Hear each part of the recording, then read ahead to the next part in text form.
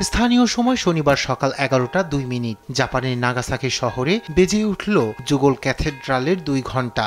এই ঘণ্টাধ্বনির ঢং ঢং শব্দ স্মরণ করিয়ে দিচ্ছে পারমাণবিক বোমা হামলার মর্মান্তিক সেই মুহূর্ত। 1945 সালের 9 আগস্ট বেলা 11:02 নাগাসাকিতে পারমাণবিক বোমা ফেলেছিল যুক্তরাষ্ট্র।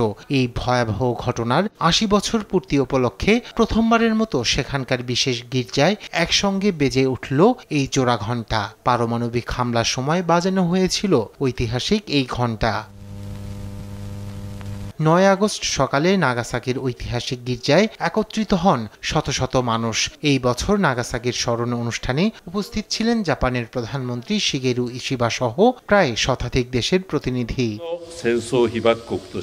পারমাণবিক বোমা হামলায় যারা প্রাণ হারিয়েছেন এবং যারা হামলার পরবর্তী প্রভাব ভোগ করছেন তাদের প্রতি প্রধানমন্ত্রী হিসাবে আন্তরিক সমবেদনা জানাই। বোমা হামলার শিকার একমাত্র দেশ হিসেবে জাপান কখনোই পারমাণবিক অস্ত্র ধারণ, উৎপাদন বা আমদানি করবে না এবং তারা বিশ্বের অন্য দেশগুলোর সঙ্গে মিলিত হয়ে পারমাণবিক যুদ্ধ ও অস্ত্রমুক্ত একটি পৃথিবী গড়ার লক্ষ্যে কাজ করবে।